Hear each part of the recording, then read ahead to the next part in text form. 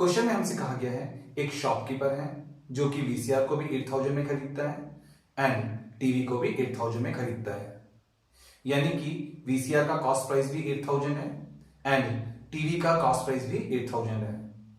Shopkeeper को VCR में 4% का लॉस होता है एंड टीवी में 8% का प्रॉफिट होता है। ठीक है, तो हमने ये बताना है कि शॉपकीपर को पूरे ट्रांजैक्शन में कितना प्रॉफिट या लॉस परसेंट होता है।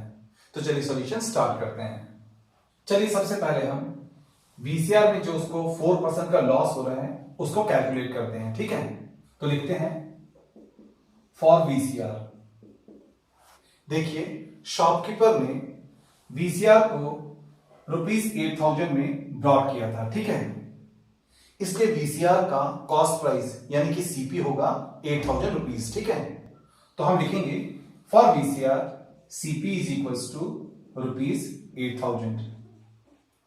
हमें क्वेश्चन में दिया है कि वीसीआर में 4% का लॉस होता है, तो हम लिखेंगे लॉस इज इक्वल्स टू 4%।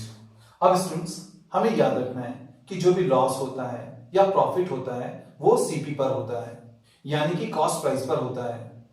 इसलिए अगर वीसीआर में 4% का लॉस हो रहा है तो वो सीपी पर हो रहा है। ठीक है, तो चलिए हम वीसीआर में जो लॉस हो रहा है उसको कैलकुलेट करते हैं। तो हम लिखेंगे loss is equals to 4% of CP.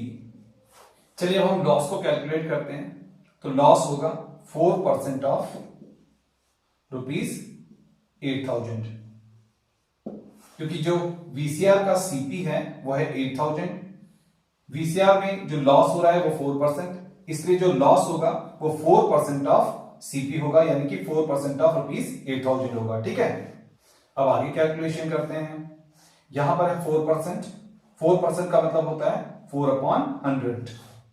Of का मतलब होता है मल्टीप्लाई, और यहां पर है ₹8000। 2 जीरो से 2 जीरो कैंसिल आउट हो जाएगा। 480 जो हो जाएगा 320, तो लॉस आएगा हमारा ₹320। तो यहां पर हमारा वीसीआर में लॉस आ गया ₹320। ठीक है, चलिए अब हम आगे सॉल्व करते हैं क्वेश्चन को। अब जो टीवी पर 8% का प्रॉफिट हो रहा है उसको कैलकुलेट करते हैं। ठीक है, तो लिखते हैं फॉर टीवी। देखिए शॉपकीपर ने टीवी को भी 8000 में खरीदा था, इसलिए टीवी का सीपी भी होगा 8000 रुपीज। तो हम लिखेंगे CP is equals to ₹8000। TV में शॉपकीपर को 8% का प्रॉफिट हो रहा है, तो हम लिखेंगे प्रॉफिट जो हो रहा है टीवी में वो हो रहा है 8%। अब देखिए प्रॉफिट एंड लॉस सीपी पर होता है, इसलिए जो प्रॉफिट हो रहा है 8% का टीवी में वो सीपी 8000 पर होगा। ठीक है, तो हम लिखेंगे therefore profit is equals to 8% of CP. अब आगे सॉल्व करते हैं। 8% का मतलब होगा 8/100। ऑफ का मतलब होता है इनटू। अब यहां पर है सीपी, टीवी का सीपी है ₹8000, तो सीपी की जगह पर आएगा ₹8000। 2 जीरो से 2 जीरो कैंसिल आउट हो जाएगा। 880 जो हो जाएगा 640, तो आएगा प्रॉफिट इज इक्वल्स टू ₹640। अब देखिए इस पूरे ट्रांजेक्शन में पहले हमको लॉस हुआ ₹320 का, फिर हमको प्रॉफिट हुआ ₹640 का। ठीक है, तो हम लिखेंगे in whole transaction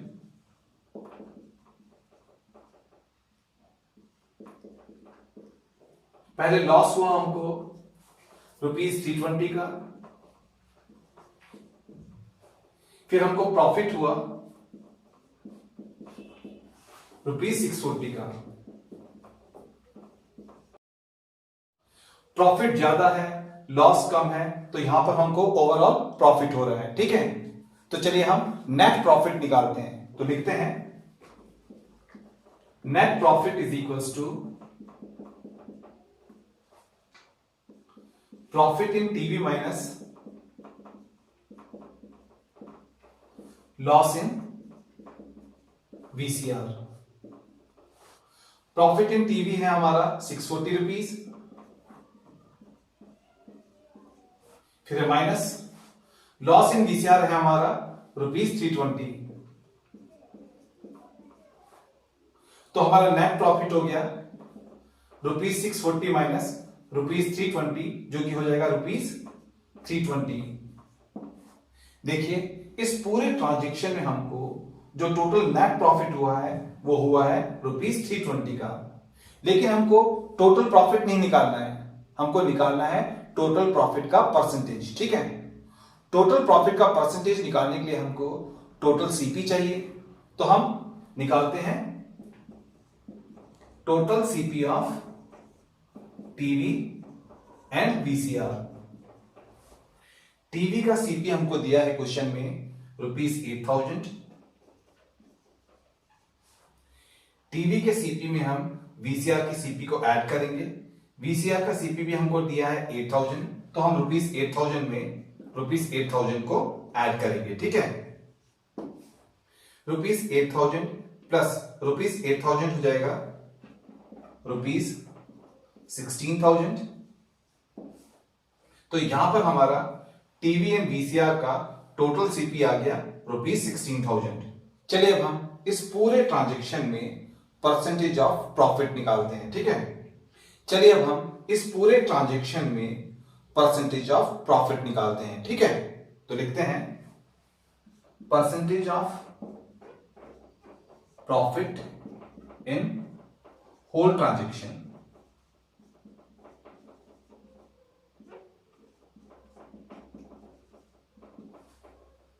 profit percent निकालने के लिए हमको प्रॉफिट को ऊपर लिखना पड़ता है, अपॉन में हमको टोटल सीपी लिखना पड़ता है और इनटू करना पड़ता है 100 के साथ में, तो आ जाता है प्रॉफिट परसेंट। इस पूरे ट्रांजैक्शन में जो टोटल प्रॉफिट हो रहा है, जो नेट प्रॉफिट हो रहा है, वो हमारे पास में है ₹320। तो हम नेट प्रॉफिट की जगह पे लिखेंगे ₹320, फिर अपॉन में है टोटल सीपी, और टोटल सीपी हमने टीवी एंड VCR का निकाला है ₹16,000, तो हम टोटल सीपी की जगह पे लिखेंगे ₹16,000,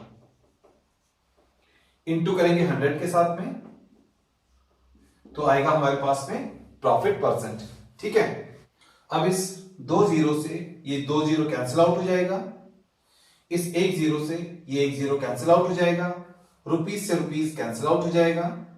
जब हम 16 से 32 को डिवाइड करेंगे तो आएगा 2। तो इस पूरे कैलकुलेशन से हमारे पास में प्रॉफिट परसेंट आया 2%। प्रॉफिट परसेंट आया 2%। क्वेश्चन में हमसे कहा गया था कि इस पूरे ट्रांजैक्शन में जो प्रॉफिट या लॉस परसेंट हो रहा है उसको हमने कैलकुलेट करना है। तो यहां पर हमने निकाला कि इस पूरे ट्रांजैक्शन में जो प्रॉफिट परसेंट है वो है 2%। ठीक है, तो ये आ गया हमारे क्वेश्चन का फाइनल आंसर।